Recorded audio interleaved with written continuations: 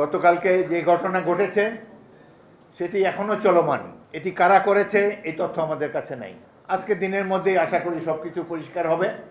আজকের এই মুহূর্তে সবচাইতে প্রয়োজন জাতীয় ঐক্য, বিশেষ করে যেখানে পতিত স্বৈরাচার শেখ হাসিনা ভারতে বসে এই দেশকে আনস্টেবল সিচুয়েশনে নেওয়ার জন্যে, এই দেশকে ধ্বংস করতে যেটুকু তিনি বাকি রেখেছেন সেটি পূর্ণ করার জন্যে নতুনভাবে এই ফ্যাসিস্ট দলকে নিয়ে তিনি মাঠে নামতে চান।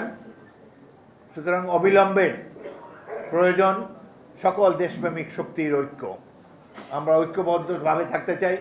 বিশেষ করে যে ছাত্র সমাজ অংশগ্রহণ করেছে জুলাই আগস্ট অভ্যুত্থানে, তাদের এবং বিরোধী রাজনৈতিক দলসমূহের, হাসিনা বিরোধী রাজনৈতিক দলসমূহের মধ্যে ইস্পাত কঠিন ঐক্য আমরা গড়ে তুলতে চাই। গতকালকে যে ঘটনা ঘটেছে সেটি এখনো চলমান, সেটি এখনো শেষ হয় নাই। এটি কারা করেছে এই তথ্য আমাদের কাছে নাই। এতে সরকারের কি ভূমিকা ছিল সেই তথ্য আমাদের কাছে নাই। সুতরাং আমরা আর অল্প কিছু সময় অপেক্ষা করব। আজকে দিনের মধ্যেই আশা করি সবকিছু পরিষ্কার হবে, কারা এই ঘটনা ঘটিয়েছে, কারা এই জন্য দায়ী। তখন সকল পূর্ণাঙ্গ তথ্য পেলে আমরা এই সম্পর্কে বিএনপির পক্ষ থেকে মনোভাব মিডিয়ার সামনে, জনগণের সামনে প্রকাশিত করব। অপূর্ণ তথ্য নিয়ে মন্তব্য করা সঠিক নয়, সেই জন্য আজকে কোনো মন্তব্য করতে চাই না এই মুহূর্তে।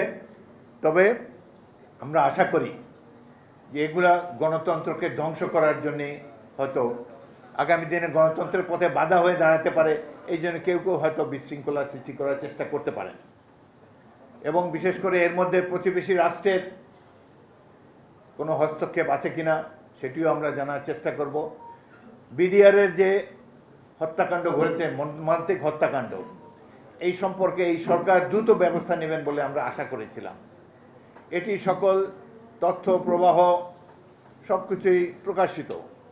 এদের বিচার চলছিল, এখনও চলছে, অনেকে কারাগারে আছে, কেউ কেউ মৃত্যুবরণ করেছে এবং এর ভিকটিমদের পরিবারসমূহ আজও তারা বিচার পায়নি।